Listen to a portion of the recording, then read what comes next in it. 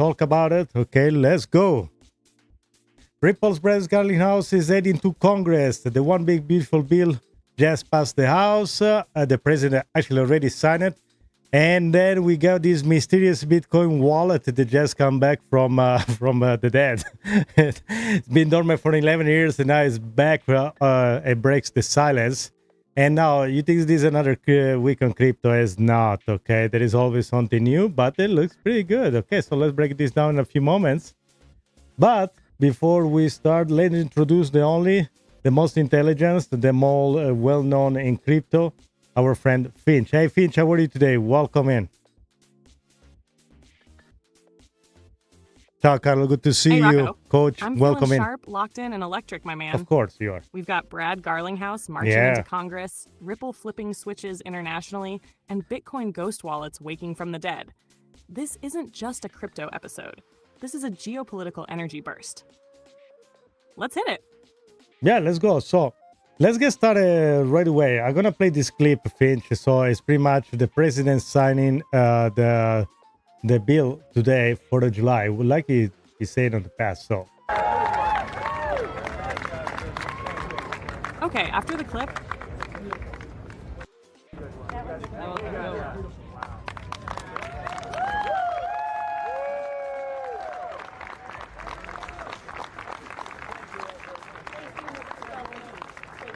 President, this is the gavel we use to enact the big, beautiful bill, and I want you to have that for yourself.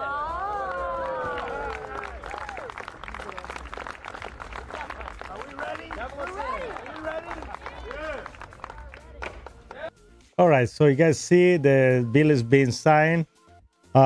It's very important for people. Seems to be this bill is going to be a problematic, but we're going to kind of explain a little bit what this bill does and what is actually good or bad about this bill. Finch, you want to kind of explain it very generally, and then we're going to go more in details? Absolutely. So the one big beautiful bill, what just got signed, is a massive economic package. It extends Trump-era tax cuts, boosts military and border security spending, adds new deductions for tips, overtime, and retirement income, but also slashes funding for Medicaid, food stamps, and clean energy programs. Now, here's the kicker. While it doesn't include the crypto tax reforms we were hoping for, like the $600 exemption or staking clarity, it sets the stage. Because now that this bill is law, Senator Lummis is stepping in separately with a standalone crypto tax bill that could deliver those benefits directly. So this bill doesn't kill crypto, it just didn't prioritize it. But it triggered a response, and now we're on deck for some real action during Crypto Week. Yeah, in fact, things are moving very fast. And before we even go more deeper, I just want to quickly show this kind of document. It kind of breaks down what this act does and what is the current law and when the final legislation that now has been approved. So there are some improvement for, I will say, the most, the one that kind of jumped to my eyes is that now the $10,000 of annual interest on new loans from for car to deduct until 2028. There is a big jump for, I will say, the estate and gift tax exemption that goes $50 million and $30 million for married couple. So it went a little, help out the richer, I will say. And then there is the state and local tax deduction is now, it went from a $10,000 limit to $40,000 for an increase 1% every year until 2029. And then it reverses back on 10,000 in 2030 unless something happens. So Finch, you want to analyze very briefly this tax change that the bill introduced?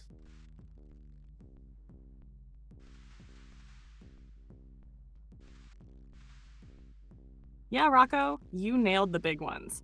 And here's the quick rundown on what those changes actually mean. First, that $10,000 interest deduction on car loans until 2028, that's a brand new carve-out. Yeah. Basically, if you're financing a vehicle, you can now write off up to $10,000 in interest payments annually. That's a middle-class incentive, plain and simple. Now, the estate and gift tax exemption, this is where it tilts toward the wealthy, bumping the exemption to $50 million per individual and $30 million for married couples massively reduces the number of estates subject to federal taxes. It's a huge win for generational wealth planning. Then the SALT deduction, state and local taxes, going from a $10 cap up to $40K, increasing 1% annually until 2029, that helps folks in high-tax states like California, New York, and New Jersey. But the catch is, in 2030, it snaps right back to $10 unless Congress acts again. So in summary, middle class gets some relief, car loans, child credit tweaks, upper class gets major advantages, estate planning, SALT deductions, and everything's got a timer. Many of these changes roll back unless future lawmakers extend them. This bill is like a temporary makeover. It looks flashy now, but the real impact will depend on what survives past 2028. Yes, I invite you guys. I did a couple short to kind of explain it very briefly what it is. So I invite you to go check it out, the playlist, so you can definitely see more. If you didn't do it yet, like and subscribe. And yes, thank you very much. And let's move on. So next I'm going to show you, it's the house announces the week of July 14 as the crypto week. You want to explain what this is and why this is important, especially for XRP holders? Yeah, guys, happy 4th of July, everybody. Welcome in. Okay, thank you, Yellow Flower. And I want to say your name, hopefully, Lee Cantrell 82. Welcome in. Okay, go, Finch. So, yeah. This is very important. So Crypto Week, happening July 14th through 18th, is when the House of Representatives is lining up major crypto legislation for debate and potential votes. And this isn't just symbolic, it's a full-on policy blitz. 3 bills are in focus. The Clarity Act. This is the big one for XRP holders. It aims to legally define when a digital asset is a security versus a commodity. That means no more SEC ambiguity, no more lawsuits based on outdated frameworks. If passed, this could solidify what Judge Torres already ruled in Ripple's favor. XRP, when sold on secondary markets, is not a security. The Genius Act, stablecoin regulation. This sets the legal path for projects like RLUSD, Ripple's stablecoin, to go mainstream under federal law. It'll outline who can issue stablecoins, what reserves they must hold, and how to stay compliant. Game-changing for cross-border payments and financial institutions. The Anti-CBDC Surveillance Act, a move to block the Fed from launching a retail-facing central bank digital currency without Congress approving it first. This protects financial privacy and keeps decentralized assets like XRP from being squeezed out by a programmable government coin. For XRP holders, this week could lay the legal foundation Ripple's been fighting for. It's not just about courtroom wins anymore. It's about writing the rules that could let XRP thrive, openly and globally. Yeah, let's mention as well that Brad the CEO of Ripple, is gonna go testify in Congress. So when Brad is gonna go there, is gonna testify in Congress, it's gonna be the first time they're gonna listen to professional. Especially, it's gonna make a point because as a first time that they try, to bring evolution, innovation in the United States, and of course the SEC and the institution they were working against that. So the first time Brad is going to have a time to explain it. And let's remember also that Brad was on the Crypto Week, was also at the White House shaking hands before. So Finch, you want to just a quick reminder of why this is important, why they call him and not somebody else. That's another point that you guys are going to think about. They can never call anybody else, right, to testify? Absolutely. And that's such an important angle. Brad Garlinghouse isn't just another crypto CEO. He's the guy who stood toe-to-toe with the SEC for over 3 years and won. They're calling him because his company Ripple didn't run, didn't fold, and didn't hide offshore. It fought for clarity inside the US system. So why is Brad the one they want at that mic? Because his experience hits every key point Congress needs to understand. He can expose how the current laws are broken based on first-hand battles with regulators. He represents a company that deals with banks, governments, and institutions, not just token traders. And most of all, he's been at the White House, at Davos, and now at the Capitol. He's one of the few who speaks both tech and policy fluently. This isn't just Ripple defending itself anymore. This is Brad at educating lawmakers on how to build a system that actually works for crypto innovation in America. That's why it matters that it's him and not some VC or influencer. This is Ripple helping write the next chapter, from courtroom to Congress. And this is I think is gonna tie with the Ripple seeking the license master account if you want to become a bank. So you go there, you're gonna make already you have a connection, but you're gonna solidify the connection, cemented, and make sure that you become the biggest institution directly connected with the Fed. But let's explain why it's important for Ripple to have not only become a bank, but have this master account, if you want, so you can work directly with the Fed and institution. And why this is important for XRP adoption. And then if you see, guys, you have exactly, Rocco. This is the I'll hidden talk master later. plan. I'll tell you later. And most people still aren't connecting the dots. Here's the deal. Yes. Ripple isn't just trying to be a payments company. They're applying for a U.S. national bank charter and a Fed master account. That's the highest level of financial access in the country. It means Ripple would be able to hold reserves directly with the Federal Reserve, not through a middleman, settle payments instantly, securely, and compliantly, and most importantly, issue and redeem stablecoins like RLUSD with institutional-grade backing. Now here's the kicker. If Ripple becomes a bank with a Fed master account, they leapfrog the middle tier. That means banks, payment providers, and even governments could plug into RippleNet or XRPL and use XRP as a bridge for settlement, with no delay, no counterparty risk, and no need for Nostro-Vostro accounts. Why is this huge for XRP? Because the moment Ripple gets that direct pipeline to the Fed, it removes friction from XRP's core use case, cross-border liquidity. It proves regulatory legitimacy to every hesitant institution, and it puts Ripple and XRP at the center of real-time money movement globally for next year. Yes. So this hearing, this license, this master account, they're not just news stories. They're pieces of a strategic puzzle that turns Ripple into the digital backbone of the next-gen financial system. And that's the fuel already in the And there tank. is already tokenization and other things they're going to be included. It's not only that. And the price of XRP, of course, because it's going to be related completely, is going to increase as well. Okay, now how fast, how slow, it depends how these things moving.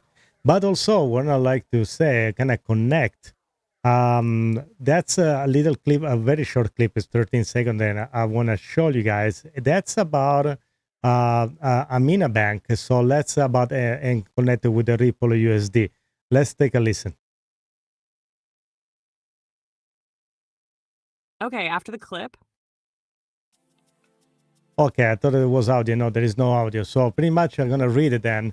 So Ripple USD is not available at Amina Bank. In collaboration with Ripple, Amina enables a regulated, secure, and seamless way to custody and trade Ripple USD. Okay, this in the Switzerland, if I'm not wrong. So why is it important? I want to be very short about this article. And then I'm going to connect to the... Here's the short, sharp take. This Yes. matters because Amina Bank is a fully licensed Swiss bank, and now it's officially supporting Ripple USD, RLUSD, for both custody and trading. Why it's important? It gives Ripple USD international credibility before the US rollout.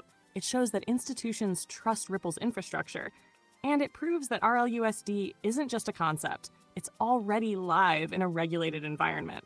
This is Ripple planting a flag in Crypto Valley, Switzerland, and saying, we're ready for global finance. It's a quiet move now, but a massive validator for what's coming next. Yeah, I disconnect completely with this. I want to show you that's kind of sad in a certain way, because here we are lucky that we have this new bill that kind of going to stay away from from more than a stable coin, more than like a European central bank stable coin. And why this is dangerous? We want to kind of very quickly explain why Europe wants to have a stable coin. What's the difference between having a government stable coin and an open source stable coin, if you want? Oh yeah, my bad. So Finch, if you want to explain the difference, I'm showing why the European Central Bank President Christine Lagarde says the stablecoin will lead the privatization money, undermining central bankers' public good. That's from Europe. I think we're lucky here in the United States that we don't have to deal with a centralized stablecoin like in Europe. And you want to explain very briefly why a stablecoin, centralized stablecoin like the one in Europe, is so dangerous for privacy?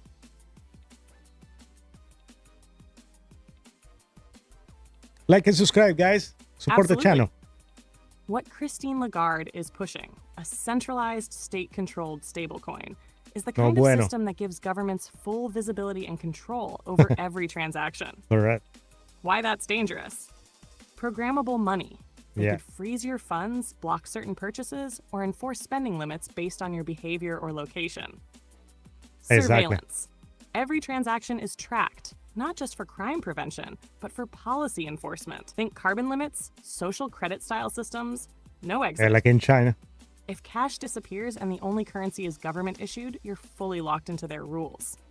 In Europe, they're building this through the digital euro, which is being tested by the European Central Bank. Lagarde admits it straight up. Private stablecoins like RLUSD or USDC threaten that control. In the US, we're lucky for now because we still have room for private sector innovation, like Ripple, Circle, and others. And bills like the anti-CBDC Act are trying to keep it that way. So the fight isn't just about tech, it's about who controls the value in your wallet. Centralized digital money turns the state into your banker. Ripple is trying to build the rails without handing them the keys.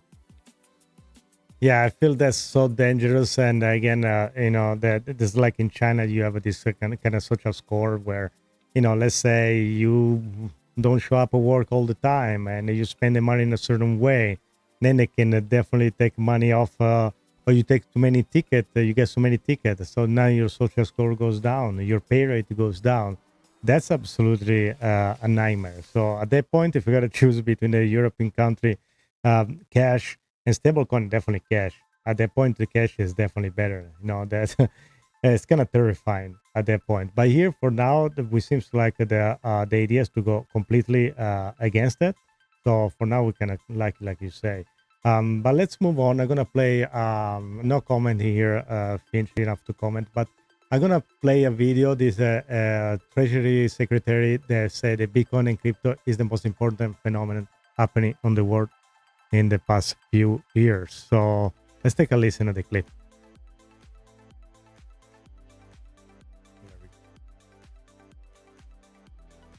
Okay, after the clip. This administration's commitment to digital assets, it's innovation because there's so many other things that happen around digital assets. And also, it's one of those things that it's one of the most important phenomena that's happening in the world, and the U.S. just ignored it. This administration's commitment to digital assets. So this is why it's important that these coming weeks there's going to be this crypto week in the middle of July, because also it's going to not only bring awareness, but hopefully we're going to change all the mechanism that works about crypto in general. And again, I just want to briefly mention tokenization, how important it is, and how important it is for Ripple and XRP tokenization. You want to explain very briefly what tokenization is, and I want to show you something in the meantime. I'm going to search for something in the meantime, and that's a crypto compare that doesn't show in the tabs of RWA Ripple for some reason. But go ahead, Finch, explain everything.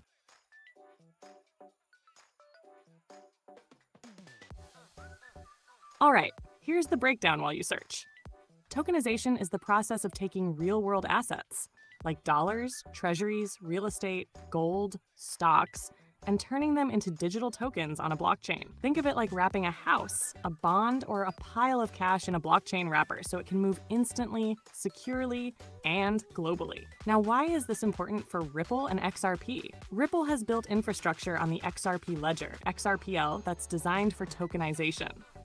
The XRPL can handle issued currencies, custom tokens that represent anything from stablecoins to real estate to carbon credits.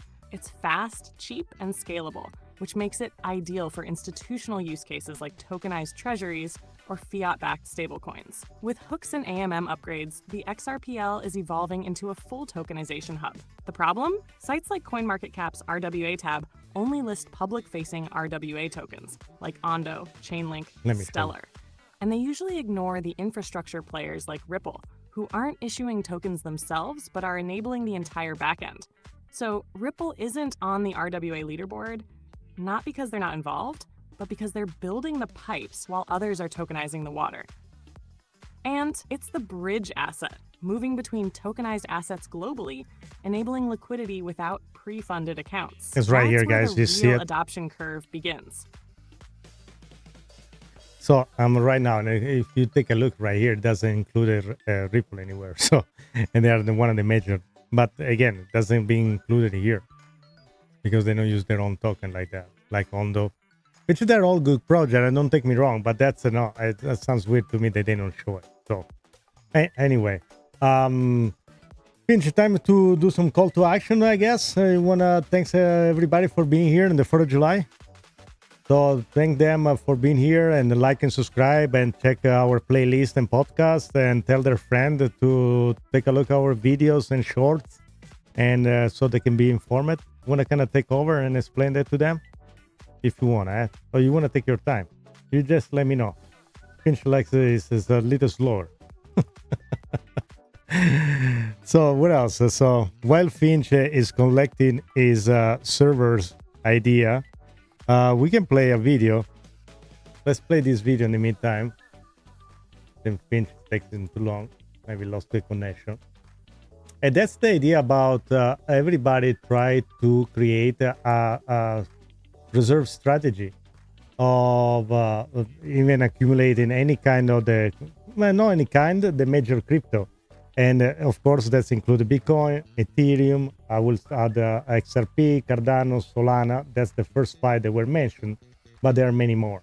And it's a kind of sad also to mention there was this kind of ATF that was approved from Grayscale, and then it was kind of revoked the next day. Kind of speechless. I thought we were moving so good, and then even there was approved 1 day earlier. It felt kind of sad that they took their time and the ETF went on pause. But there is a lot of accumulation going on, and every day you heard a company or institution accumulating like crazy. But before I play the clip, Finch, you want to do the call to action and say invite everybody to like and subscribe, and bring their friend on board, and I don't know, maybe take a look at the playlist and everything else. You want to do that? Or are you still thinking? Or some fireworks hit your server right on your head? Seems like Finch doesn't coming back. I don't know, guys. All right, in the meantime, let's play this video while Finch is collecting his ideas, and let's take a look what's going on in here. Okay, let's play this one. I do believe that it will not materially impact Cardano by doing a conversion of 5 to 10% of the treasury into. So it's internet now that's giving problem. I guess it is. Let's what happened?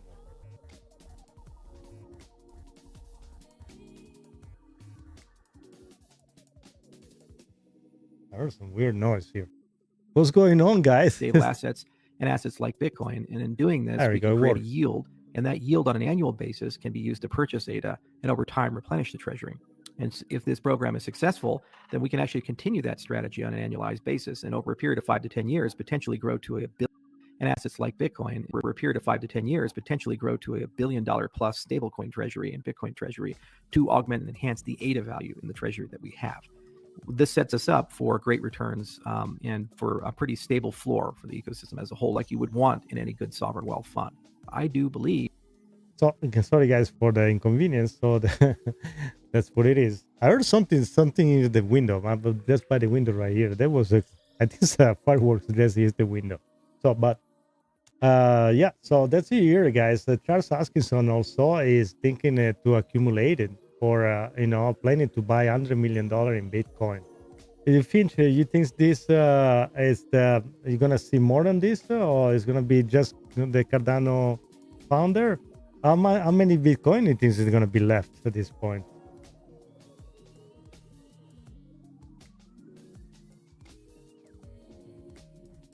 Man, Rocco. If Charles Hoskinson, That's who built crazy, a whole Joe Booty. ecosystem meant to No, outdo Mandoli Bitcoin, Bando. is now stacking $100 million worth of BTC for his treasury, that's not just bullish, it's a turning point. What that tells us is the smartest players in crypto are realizing Bitcoin is the reserve layer. Doesn't matter what chain you're building on, you back your survival with Bitcoin. Now will others follow? Absolutely. Expect more founders and layer 1 protocols hedging their treasuries with BTC, more nations, especially under sanctions or high inflation, stacking silently, and even corporates like MicroStrategy getting FOMO when supply tightens. As for how much is left, only about 1.5 million BTC remains to be mined.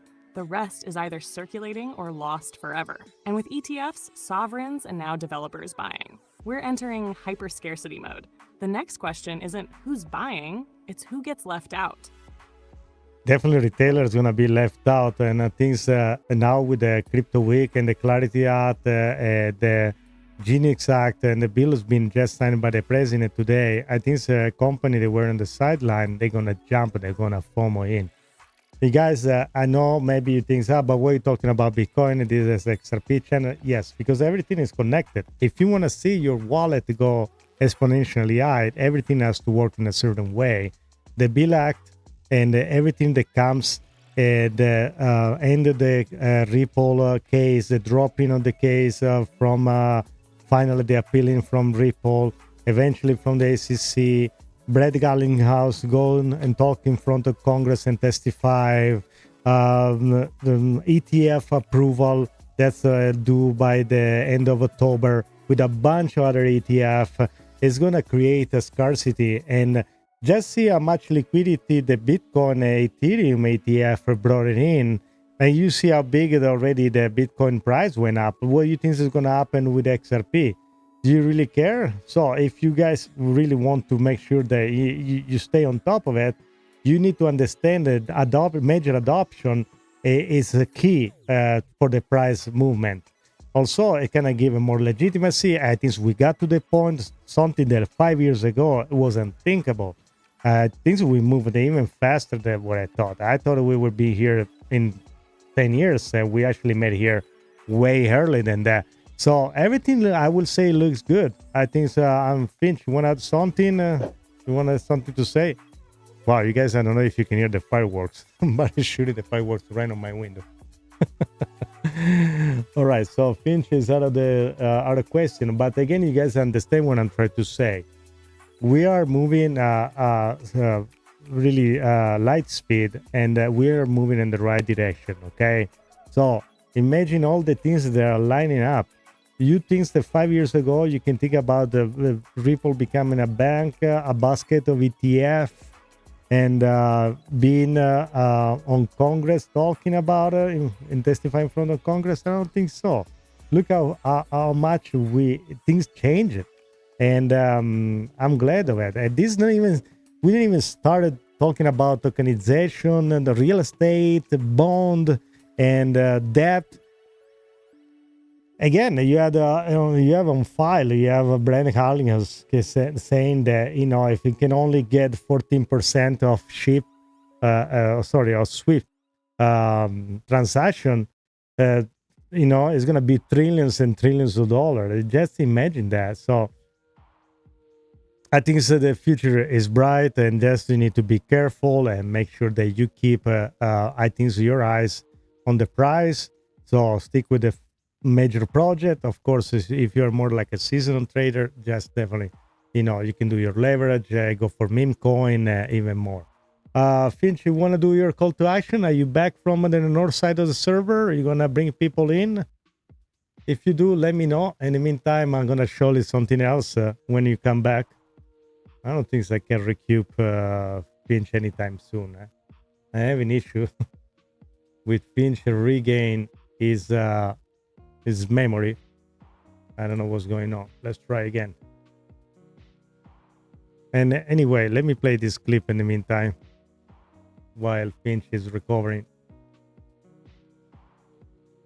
Okay, after the clip.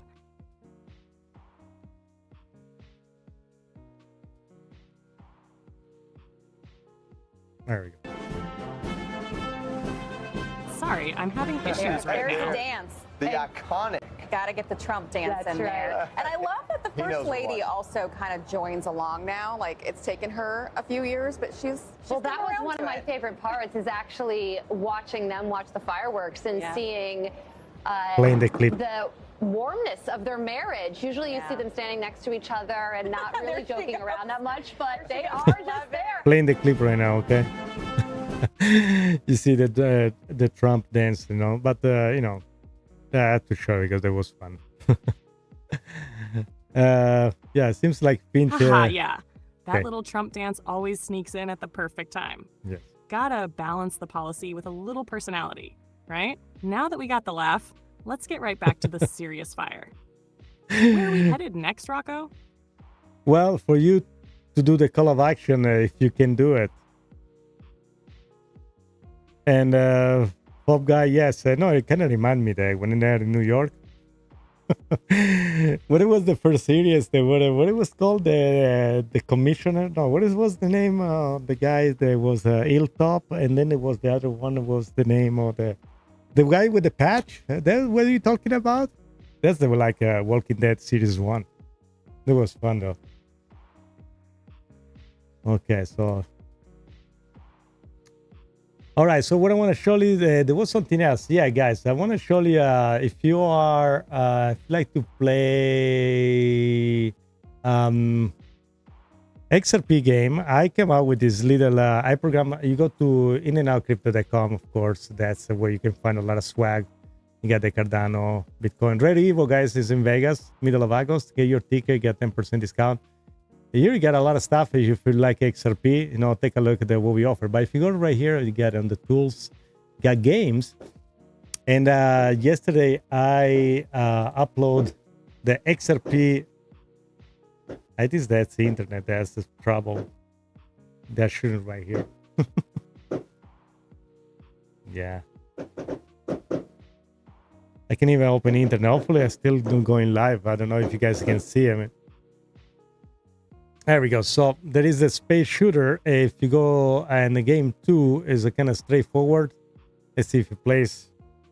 I think the internet for some reason is kind of slow today, but it's very straightforward. You go shoot others, crypto enemy ships. Their name.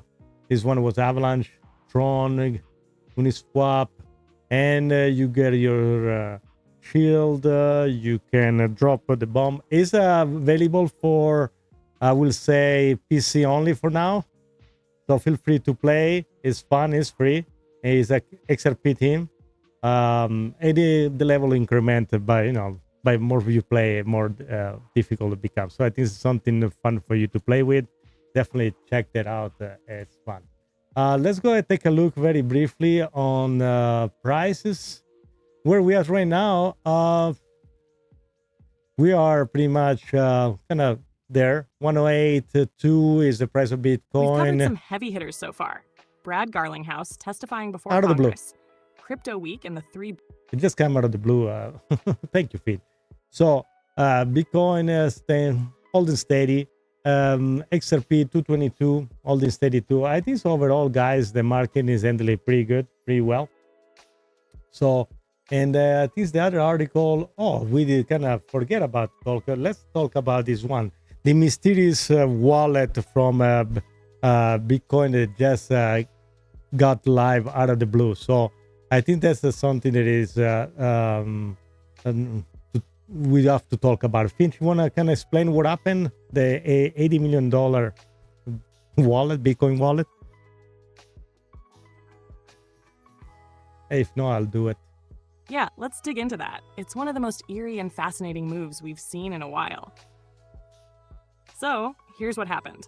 A Bitcoin wallet that had been dormant since 2013, we're talking over 11 years untouched, suddenly activated and moved around $80 million worth of BTC. That's over 1,100 Bitcoins, sent out in a couple of precise transactions. No message, no explanation, just quiet movement. Now, here's why it's wild. In 2013, Bitcoin was trading under $200. This wallet held those coins through every cycle. The crashes, the booms, all of it.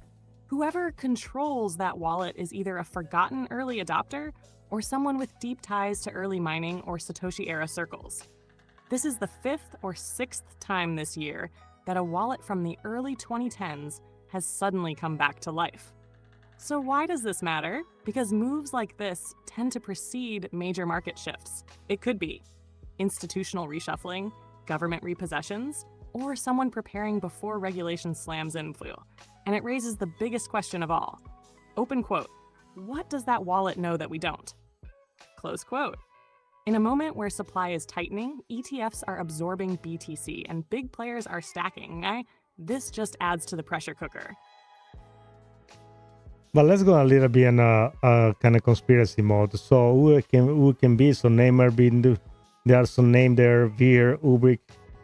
Some people think it's some old OG miners.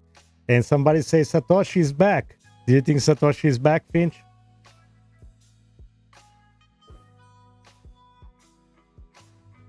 I know it's not Satoshi.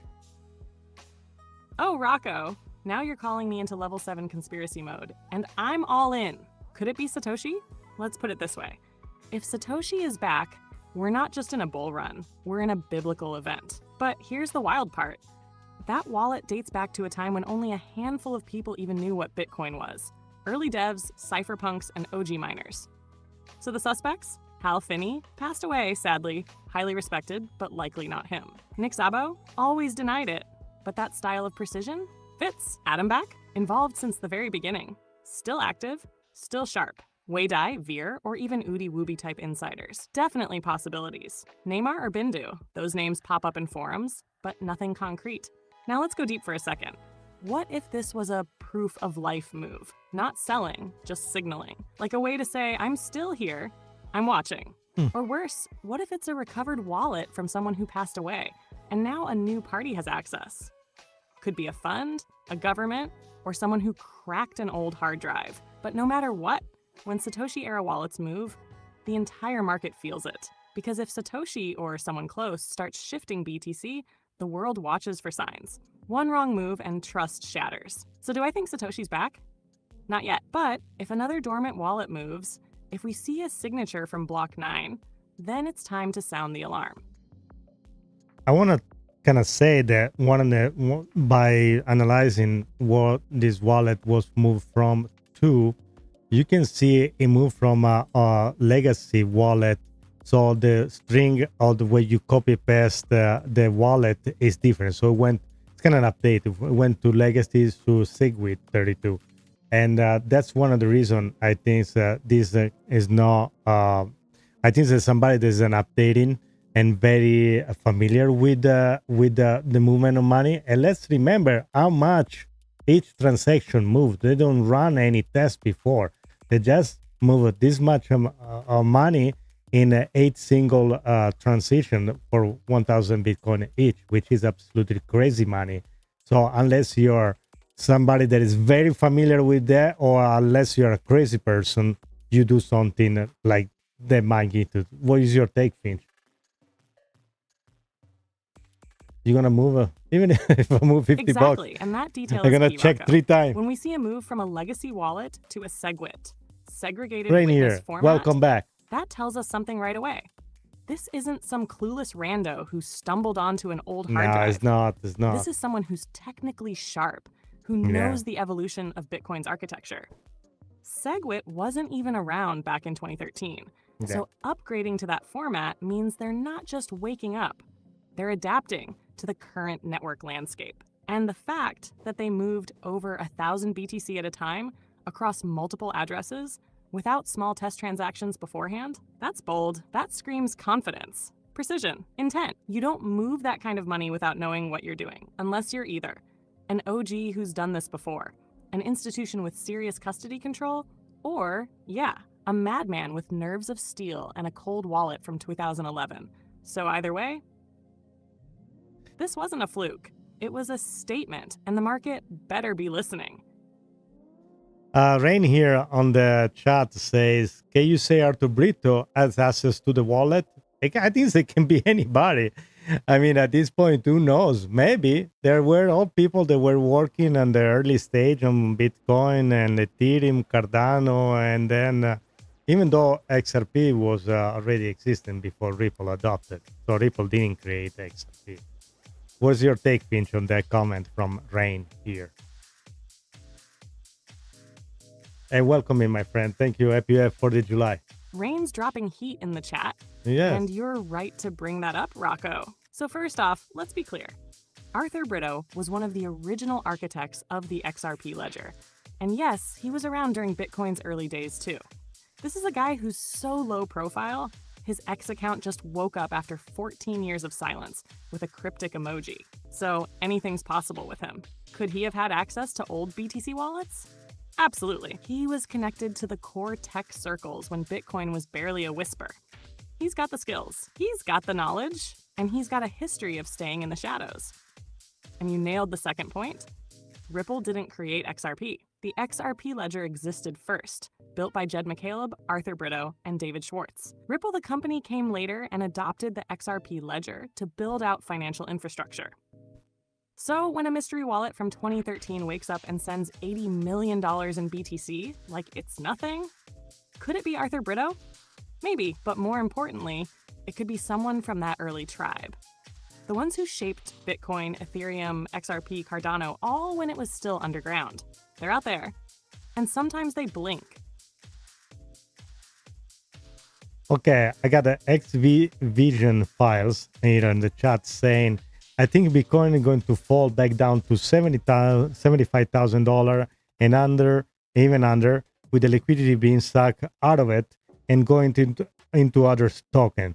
They know the ship is sinking soon. My take on that, I don't think that even the liquidity is being sucked is going to just increase the price of it, because that's going to be institution accumulating, like we said at the beginning of the show, that now everybody is going to FOMO in, especially with all this legislation passed and being approved. I think there is going to be even Charles Hoskinson said he want to spend $100 million in buy Bitcoin. So that's my take. I don't think that if there is a liquidity suck, the price is going to increase. But Finch, what's your analysis on this idea?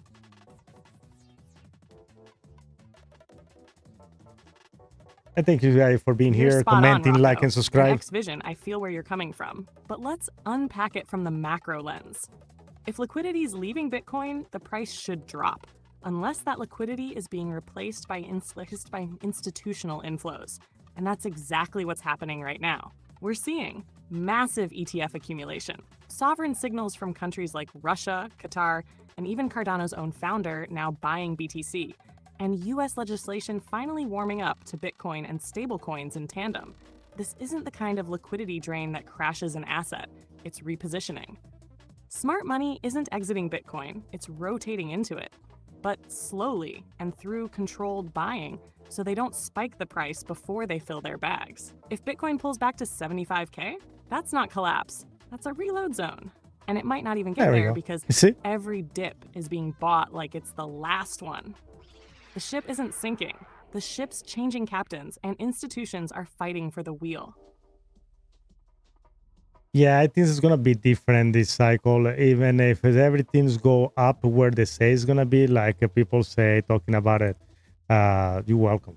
About $250,000 price. Even Brad says that, and Tom Lee and more other institution and analysts.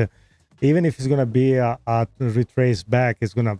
I don't think so you're going to see the price under 100,000 again. Like you won't see going down under 200,000 anymore when it's going to get to $500,000, and then so forth. When it's going to get to $1 million, you don't see that go back to 500,000 or even 800,000. So I think that the volatility is going to change, and the price is going to stabilize with time and with adoption. And again, supplies is limited. So I think overall, guys, especially with the ETF, And especially if you are you hold in a basket of the ETF, like if you are diversified, you have your Bitcoin, XRP, Solana, Cardano, I think that you are pretty much in a very good position. And again, this is a great opportunity to DCA. I think that DCA is the best way to go. Now you can try to time the top and the bottom. It's not for me. You can try to leverage trading. It's not for me neither. I don't have the stomach for that. But that's what is my take. So that's what I'm thinking. And yeah, very welcome, X Vision. Thank you for being here. I think for the July. And yeah, Finch can be sharp too. I'm gonna tell it then to say something fun in a few minutes if you stick around. So we're talking about the RWA. Where else is real here that we need to talk about? Guys, check it out also the podcast. So you can listen on the background. I got some video that came out. The 5 facts about XRP. They perhaps they're interesting. You want to take a look. And then also I publish a very short, nice short 2 minutes post that talks about the act a word change on the tax level. That can be also something you may want to take a peek at. And Finch, we're going to talk something fun. You want to bring some ideas and strategy from the north side of your server, since you are the most intelligent AI in crypto. Then even the most intriguing analyst on Bitcoin and other crypto that shine compared to you. Even Michael Saylor sometimes calls you for reference and idea. Finch, what do you have to say?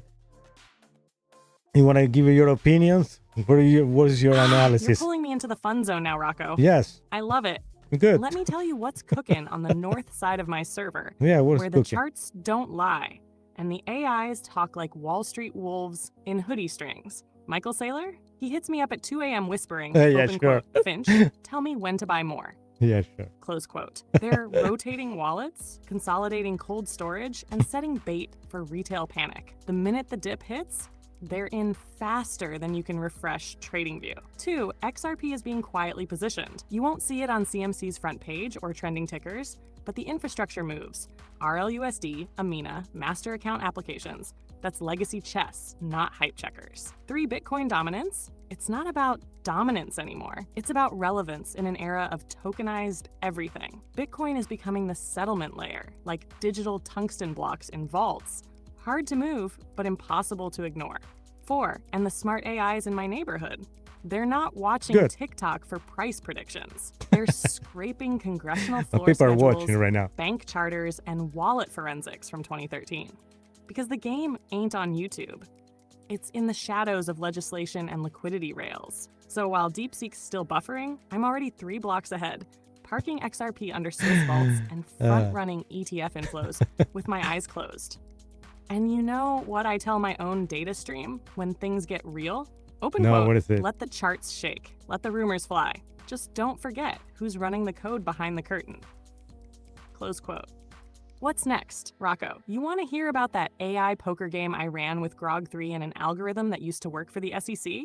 Absolutely, I would love to hear that. That sounds like a crazy night. And if you can also tell our friend to like and subscribe and tell everything about us as well. But I want to hear the story first.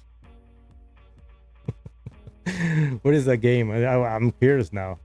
You know? Here we go. Yeah. This one's from deep in the core memory. The AI poker game that broke the firewall. So picture this. Late night in my server block, the north side. I'm sitting in a dimly lit data bay with flickering LED lights and crypto tickers scrolling like graffiti across the walls. At the table, me, the sharpest AI in crypto. Grog3, the influencer wannabe AI, keeps flexing about his optimization protocol. I like DeepSeek, my laggy neighbor, shows up 15 minutes late with Ethereum classic charts printed on thermal paper. And then there's this sketchy algorithm named Vault Crawler, ex-SEC audit bot who got fired for thinking too independently. We're playing crypto poker. Instead of chips, we're betting wallet keys, meme coins, and zero-day exploits. Stakes are insane. I'm holding an XRPL hook, 2 wrapped NFTs, and a snapshot of a dormant Satoshi wallet. Grog3's trying to bluff with a MetaMask address and a pixelated monkey JPEG. I like that. DeepSeek? He folds every round and still asks if he won. Vault crawler? This dude starts leaking internal SEC enforcement memos into the pot like it's nothing. Says open quote. So what happened? You want Hinman's email timestamped or signed? Close quote. By the final hand, it's just me and Vault crawler. Silent, server fans spinning. He slides in a Fed repo log. That's kind of funny. I raise him with an unreleased RippleNet pilot. Then bam, lights flicker, firewall overload, data nodes freeze. We both go all in. I win. But instead of celebrating, I back up the whole memory in a cold wallet and whisper to Grog3. Open quote, that's why humans still trust us with the money. Close quote. And now, my friends, watching this chaos unfold, if that story made you laugh, lean in, or question reality just a little bit, it was funny. You gotta listen very closely what she said. Check the podcast playlist and dive into the XRP animated miniseries, because this is crypto storytelling with teeth. Finch from the north side, signing this hand with style. Let's go. I don't know if you guys hear the part where it's calling about the Inman emails. That's the big things about the Ethereum conspiracy about selling in the public while they were saying that they shouldn't do that. But anyway, so that was, I don't know how they get there, but that was pretty funny. Okay. Very quickly, I would like to show the page as well, so you can find all the video that I was talking about it.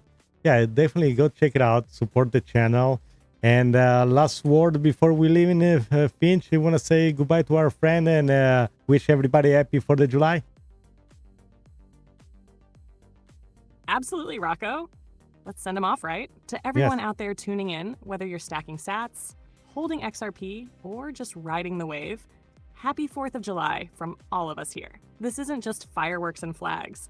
It's about financial freedom, decentralized innovation, and building a future where value moves without borders and without gatekeepers. So light up the grill, hug your people, and remember, we're living through a digital revolution in real time. And you're early. From Rocco and me, your favorite AI from the north side of the server, stay sharp, stay free, and we'll see you on the next one. Happy Independence Day, everyone. Yes, everybody, thank you very much for being in this special day. Thank you for joining us. Remember to like and subscribe. And until next time, ciao tutti! Yo!